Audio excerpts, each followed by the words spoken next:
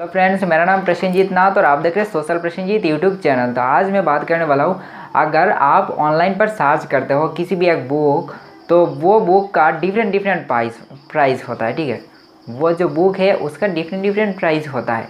पर क्यों, क्या रीज़न है?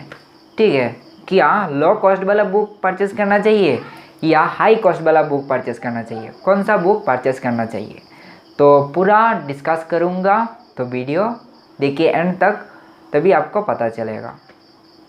तो मेरे यारों, पॉइंट नंबर 1, पहला चीज़ है कि हमारे इंडिया पर कोई बुक बाइंडिंग या तो बुक मेकिंग का प्रेस नहीं है। तो प्रेस उसको कहा जाता है जिस स्टोर पर, जिस शॉप पर बुक मेक आउट किया जाता है। ठीक है, तो अमेज़न का ऐसा कोई स्टोर नहीं है और अमेज़न किसी दूसरे आदमी के पास जाकर बुक का प्रिंटिंग नहीं करता है, उसका अलग अलग स्टोर है, वहाँ पर करता है। तो इंडिया पर तो उसका बुक स्टोर नहीं है, तो वो कहाँ से प्रिंट आउट करता है?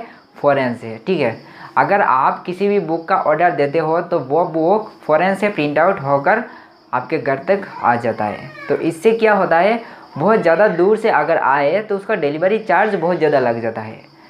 ये नंबर 1 है। ठीक है, डिलीवरी चार्ज बहुत ज़्यादा लग जाए तो आप क्या परचेस करना चाहेंगे? किसी बुक नहीं करना चाहेंगे। उसके बाद दूसरा चीज़ ये है कि अगर आप बुक ऑर्डर देते हो तो वहाँ पर जो फॉरेन है या तो यूएस है, वहाँ पर प्रिंटिंग कॉस्ट भी बहुत ज़्यादा लग जाता है। ठीक है, अगर प्रिंटिंग कॉस्ट ज़्यादा है, अगर आप 20 या तो $25 देकर एक बुक बाय करें आप, तो आपका क्या कुछ फ़ायदा होने वाला? आप बाय करेंगे? नहीं करेंगे। तो अमेज़न का पहले जो बिज़नेस था वो था बुक सेलिंग का। ठीक है, अमेज़न का पहले था किंडल, उसके बाद उसने किसी भी प्रोडक्ट को सेल आउट करने का सिस्टम ओपन किया था। ठीक है, तो अमेज़न का पहले जो स्टार्टिंग था वो था बुक सेलिंग का। तो ऑनलाइन पर कुछ बुक का प्राइस बहुत ज़्यादा लो होता है और कुछ बुक का प्राइस बहुत ज़्यादा हाई होता है। तो बुक ज़्यादातर 3 टाइप्स का होता है। एक है ई बुक, दूसरा है पेपर बैक और तीसरा है हार्ड कवर। तो ई बुक होता है वो जो अगर आप पैसे देंगे आप, तो वो ई बुक जो है वो आपका मोबाइल पर आ जाएगा पीडीएफ की तरह, या तो किसी ऐप होगा जिसमें आप ओपन करके देख सकते हो। ठीक है, तो वो डायरेक्ट बुक आपके घर पर नहीं आएगा। ठीक है, उसके बाद पेपर बैक होता है जो वो होता है बुक नॉर्मल जो शॉप पर बुक मिलता है, वो पेपर बैक बुक होता है कि अगर आप ऑर्डर देते हो तो वो बुक पैकिंग होकर प्रिंटिंग होकर आपके घर तक पहुंचा दिया जाता है। ठीक है, तो उसको कहा जाता है पेपर बैक। वो अगर आप ऑर्डर दोगे तो वो ऑनलाइन पर नहीं मिलेगा, वो डायरेक्ट आपका जो एड्रेस है वहाँ पर कुरियर हो जाएगा। ठीक है, और तीसरा है हार्ड कवर। हार्ड कवर क्या होता है कि उसका जो बुक कवर है वो बहुत ज़्यादा हार्ड हो जाता है, जिसके कारण क्या होता है कि दिखने में भी बहुत ज़्यादा अच्छा लगता है, पर उसका प्रिंटिंग कॉस्ट भी ज़्यादा होता है। तो ई बुक का प्राइस जितना होता है इससे ज़्यादा होता है पेपर बैग का, और पेपर बैग का जितना प्राइजेस होता है इससे ज़्यादा प्राइजेस हो जाता है हार्ड कवर का। ठीक है, तो आई होप आपको समझ में आ गया। अगर आप ऑनलाइन पर ऑर्डर दोगे किसी भी बुक को तो देख लेना इसके साइड में क्या ये इंस्टेंट ई बुक लिखा आ रहा है या पेपर बैग लिखा आ रहा है या हार्ड कवर।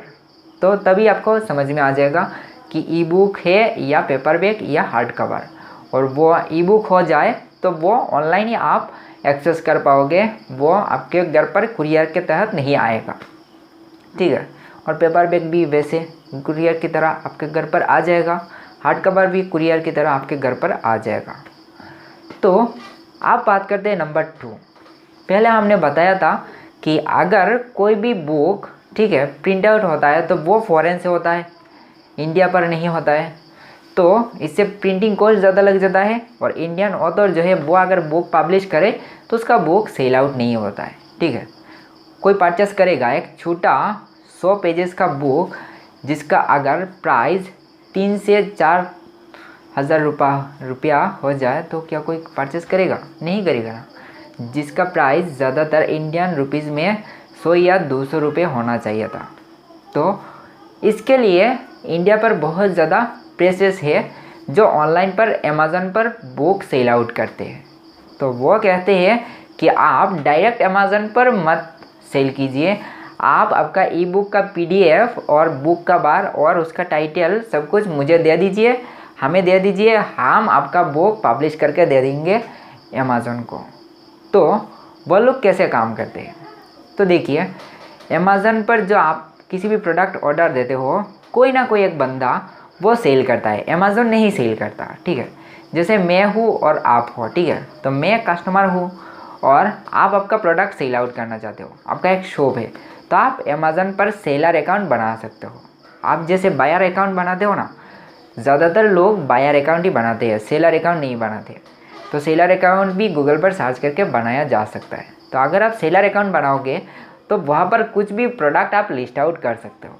तो लिस्ट आउट होने के बाद क्या होगा कि अगर कोई चाहे तो ऑर्डर देगा, तो वो ऑर्डर आपके पास चला जाएगा। जैसे मैं ऑर्डर देता हूँ, मुझे एक चीज़ चाहिए और वो चीज़ आपके पास है, आपने अमेज़न पर लिस्ट आउट किया है, तो मैं ऑर्डर दिया अमेज़न को, तो अमेज़न क्या करेगा, वो ऑर्डर आपके पास भेज देगा।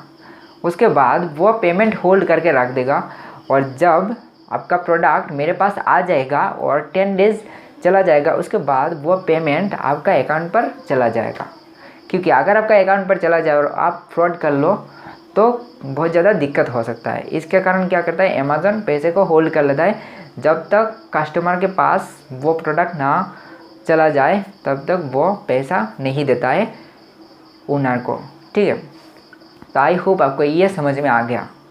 तो अब स्टेप नंबर 3 है, अब बात है ये कि अगर आपने सेलर अकाउंट बना दिया और वहाँ पर आपका बुक लिस्ट आउट कर दिया तो दिक्कत हो सकता है। दिक्कत ऐसा, तो ऑनलाइन पर किसी ने आपका बुक का ऑर्डर दे दिया, ठीक है, उसको आपका बुक पसंद आ गया, उसने ऑर्डर दे दिया, तब आपको क्या करना होगा, आपको खुद बुक मेकिंग करके कुरियर के तहत उसके पास भेज देना होगा उसका एड्रेस पर। तो उसका एड्रेस पर भेजने का ज़रूरत नहीं होता है, अमेज़न का आदमी आकर खुद ही आपके पास से लेकर चला जाएगा, ठीक है। पर दिक्कत ये है, फ्यूचर में आपको बहुत बड़ा एक जब लग गया, ठीक है, तब किसी ने 100 रुपये का बुक आपको ऑर्डर दिया, तो आपको पर वो बुक बनाकर देना ही पड़ेगा, ठीक है। तो और जैसे कि एक दिन आपका बुक का ऑर्डर आ गया 100 नहीं 10, ठीक है, और आपका बुक का प्राइस है ओनली 100 रुपीज़, तो 1000 रुपया। पर उस दिन आपका क्या है कि अगर किसी एक जगह पर आप नहीं जाओ तो वहाँ पर बहुत ज़्यादा नुकसान हो सकता है। ऐसा भी हो सकता है कि आपका महीने का इनकम 2 या तो 3 लाख रुपए है, ठीक है। तो आप 10 बुक्स प्रिंट आउट करने के लिए क्या आप प्रिंट आउट करने के लिए प्रेस पर जाओगे? नहीं जाओगे। तो इससे दिक्कत हो सकता है ना इन फ्यूचर। तो इसके कारण वो प्रेस वाले को ही दे देना अच्छा है। तो इसीलिए प्रेस वाले कहते हैं कि आप हमें दे दीजिए आपका PDF कॉपी और हम क्या करेंगे, आपका बुक का PDF सेलर बनाकर, सेलर अकाउंट तो हमारा है, तो हम सेलर अकाउंट पर पब्लिश कर देंगे। और अगर कोई डायरेक्ट ऑर्डर दे आपका बुक का, तो हम उसका दायित्व लेते हैं, हम उस बुक को मेक करके उसके पास भेज देंगे कस्टमर के पास। तो पूरा क्या होता है, मेरा जो काम है, मैंने बुक बना दिया, मेरा और कोई काम नहीं है, मैंने पब्लिश भी कर दिया किसी भी एक वेबसाइट पर, ठीक है। जो वेबसाइट वाले बुक पब्लिश करते हैं अमेज़न पर, फ्लिपकार्ट पर, किसी भी प्लेटफॉर्म पर, ठीक है, तो उसके पास भेज दिया। तो वो क्या करेगा, कुछ दिन वेट करेगा, 2 या 3 दिन रिव्यू करेगा, उसके बाद वो पब्लिश कर देगा। और उसके बाद आप देख सकते हो अवेलेबल हो गया है, और वो भी उसका वेबसाइट पर शो करेगा कि हाँ आपका बुक पब्लिश हो गया है, आप चाहे तो चेक कर सकते हो, ISBN नंबर भी दे देगा, ठीक है। तो वहाँ पर जाकर आप देख सकते हो कि आपका बुक पब्लिश हो गया। उसके बाद क्या होता है कि डायरेक्ट वो जो ऑनलाइन का अनदर थर्ड पार्टी वेबसाइट है, वो आपको कमीशन लाइफ टाइम देता रहेगा, ठीक है, वो फ्रॉड नहीं करेगा, ठीक है। आप वो बिलीव कर सकते हो उनके ऊपर, क्योंकि वो लोग फ्रॉड नहीं करते, ठीक है। तो ये तो हो गया। तो ऑनलाइन पर ढेर सारे वेबसाइट है, ढेर सारे लोग हैं जो इस तरीके से बुक ऑथर से कलेक्ट करते हैं और अमेज़न पर पब्लिश करते हैं। तो जैसे मेरा एक शॉप है, आपका एक शॉप है, मेरा एक दोस्त है, उसका भी एक शॉप है, ठीक है। हम तीनों का एक ही बिजनेस है, हम लोगों का बुक लेते हैं और अमेज़न पर पब्लिश करते हैं, ठीक है। तो कोई अगर हम मेरा वेबसाइट पर दे तो मैं ऐसा भी हो सकता है कि मैं 100 रुपये लगाकर वो पब्लिश कर दूँ, ठीक है। तो वो तो ज़्यादातर ऑथर ही सिलेक्ट कर सकता है, ठीक है। तो ऑथर ने मेरे वेबसाइट से पब्लिश किया तो उसने से जो रेट रखा 200 रुपये रख दिया, और मेरा दोस्त जो है उसका वेबसाइट से भी उसने PDF अपलोड करके सेल किया, ठीक है। तो वहाँ पर उसने क्या किया, 299 रुपीज़ लगा दिया। और आपका जो वेबसाइट है उस पर गया और पब्लिश किया, उसका सारा